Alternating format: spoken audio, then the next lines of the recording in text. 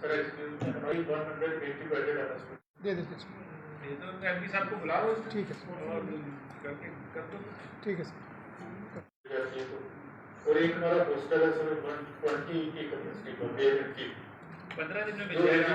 15 दिन सिद्धार्थ नगर कब देंगे? तो सर ने समय भी दिया था मोटू बोलना वहाँ से धनपुर जगह है, बीच में सारा कनेक्ट हो जाएगा।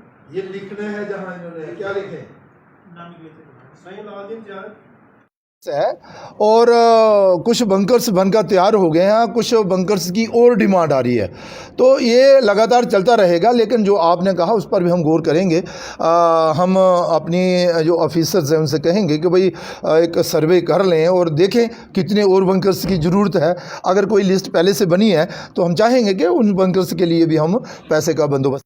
2 दिन का प्रवास था पुंछ और राजौरी ज़िले का। इसमें हमारा लोगों से मिलना था, उनकी शिकायतें सुनना, उनका समाधान करना।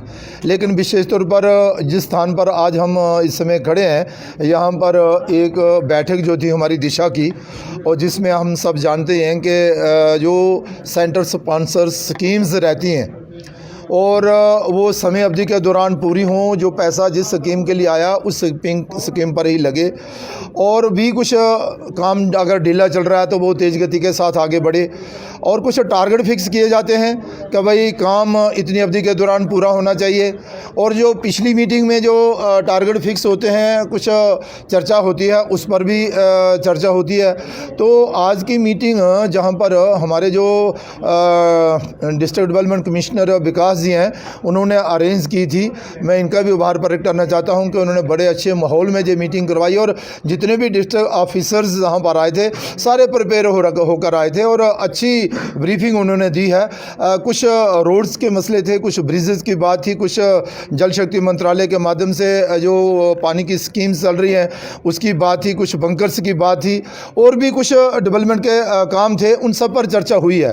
तो राजौरी जो ज़िला पहले कहा जाता था कि भाई विकास में बड़ा पीछे रह रहा है, अब ऐसा नहीं है। अब राजौरी ज़िला जो है वो विकास के नाते बाकी ज़िलों से काफ़ी आगे चल रहा है।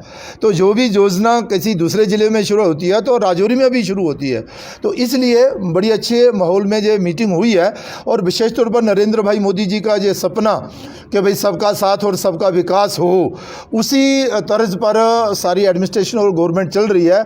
सारे सेवा भाव से काम कर रहे हैं और हर एक योजना का लाभ जो है वो गरीब से गरीब व्यक्ति को मिले, उसके लिए सारे प्रयासरत हैं। और बड़े अच्छे माहौल में ये मीटिंग जो है आज राजौरी जिला की जो है वो राजौरी के डाक बंगला में हुई। सर, जिस तरह से पाकिस्तान की तरफ से लगातार आतंकी भेजे जा रहे हैं, अचानक 10 जवान पूंछ और जोरी में शहीद हो चुके हैं, इसको क्या कहेंगे?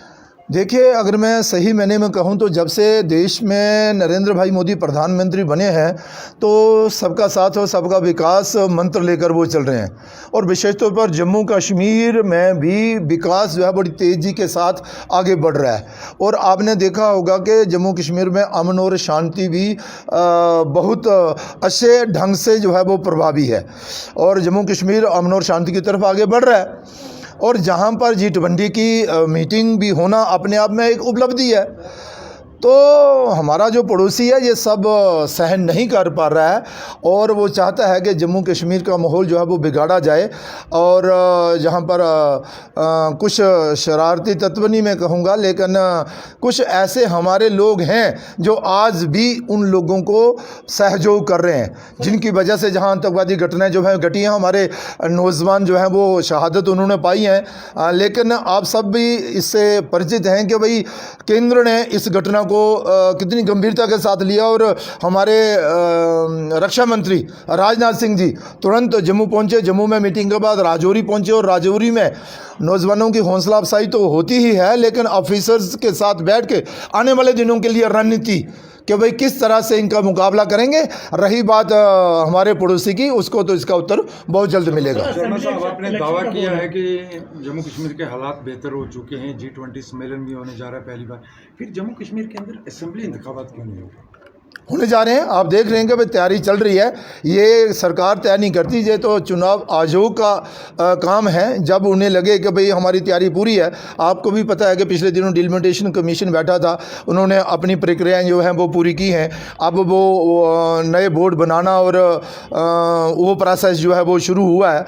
जैसे ही ये प्रोसेस ख़त्म होगा तो मुझे लगता है कि इलेक्शन भी होंगे और बहुत जल्द होंगे। और इलेक्शन की तैयारियाँ तो चल ही रही हैं ना, तो कब इलेक्शन की घोषणा हो ये भी देख लेंगे। इलेक्शन अपने टाइम पे होंगे सर?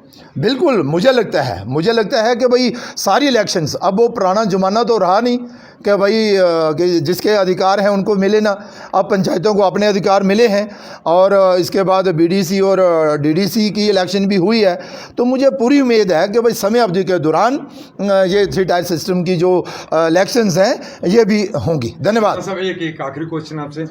आपने कहा कि पार्लियामेंट के इलेक्शन भी होंगे, जब 23 में पार्लियामेंट के इलेक्शन भी होने जा रहे हैं, आगे 24 में। सर, राजौरी पुंछ के लोगों की काफ़ी दरीनाक मांग रही कि हमारी पार्लियामेंट सीट जो अलग की जाए। अलग करने के बजाय इसको जम्मू से उठा के कश्मीर के साथ जोड़ दिया।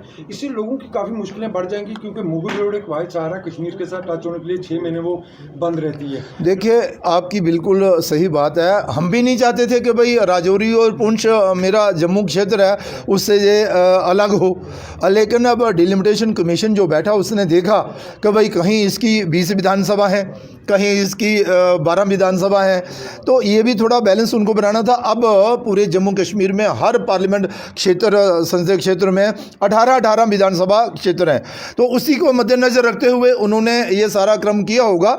लेकिन अब किसी के साथ भेदभाव ना हो, मुझे लगता है कि उसी रास्ते पर आगे बढ़ते हुए डिलिमिटेशन ने जो कदम उठाया है। लेकिन उसके बावजूद भी हम लोकतंत्र में विश्वास रखते हैं। आने वाले दिनों में राजौरी पुंछ को भी एक अलग से सांसद मिले और जो कमियां रही हैं हमसे वो कमियां भी दूर हों, ऐसी हम आशा रखते हैं। आप सबका बहुत बहुत धन्यवाद।